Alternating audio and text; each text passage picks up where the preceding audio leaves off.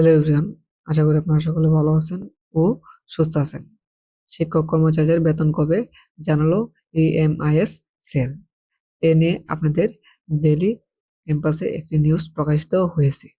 আজকে আপনাদের সাথে সেই নিউজটি নিয়ে বিস্তারিত আলোচনা করব। আর যারা যারা এখনো আমাদের চ্যানেলটি সাবস্ক্রাইব করেননি, অনুরোধ রইল আমাদের চ্যানেলটি সাবস্ক্রাইব করে রাখার জন্য। চলুন ভিডিওটি শুরু করা যাক।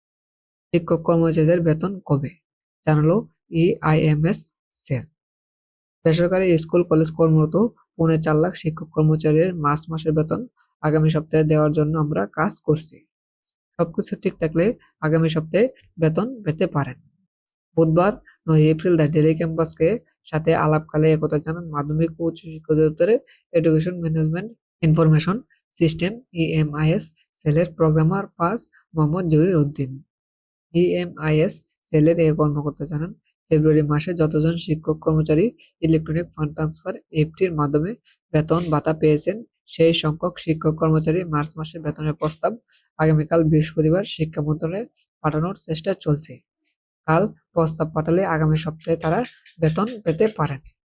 নাম প্রকাশিত রাখায় শর্তে মার্চের শীর্ষ কর্মকর্তা গতকাল মঙ্গলবার জানান, মার্চ মাসে 3,76,602 জন শিক্ষক কর্মচারীকে ইলেকট্রনিক ফান্ড ট্রান্সফার এফটির মাধ্যমে দেওয়া হবে। বিষয়টি নিয়ে education management system information EMIS sell কাজ করছে। আশা করছি আগামী সপ্তাহে শিক্ষক কর্মচারীরা মার্চ মাসের বেতন পাবেন।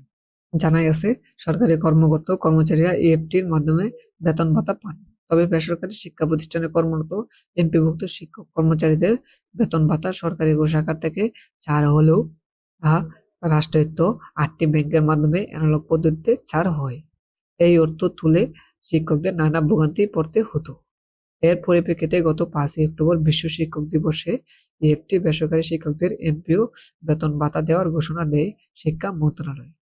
প্রাথমিকভাবে বেসরকারি এমপিভুক্ত স্কুল কলেজের 209 জন শিক্ষক কর্মচারীর অক্টোবর মাসের এফটিতে বেতন ছাড় হয়। পরবর্তীতে গত 1 জানুয়ারি 1,89,000 শিক্ষককে ইএফটির মাধ্যমে বেতন ভাতার সরকারি অংশের টাকা পেয়েছেন।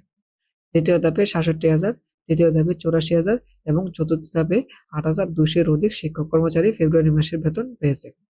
তবে তারাই কিন্তু এখনো মার্চ মাসের বেতন পাননি।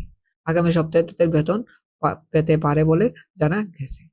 তাহলে আপনারা বুঝতেই পারছেন যে আগামী সপ্তাহের মধ্যে কিন্তু আপনারা যে বেতন সেই বেতনটি কিন্তু পেতে পারেন। সেই তথ্যই জানালো ইএমআইএস সেল। এ ছিল আজকের মতো ভিডিও। আর যারা যারা এখনো আমাদের চ্যানেলটি সাবস্ক্রাইব করেন নাই, অনুরোধ রইল আমাদের চ্যানেলটি সাবস্ক্রাইব করে রাখার জন্য।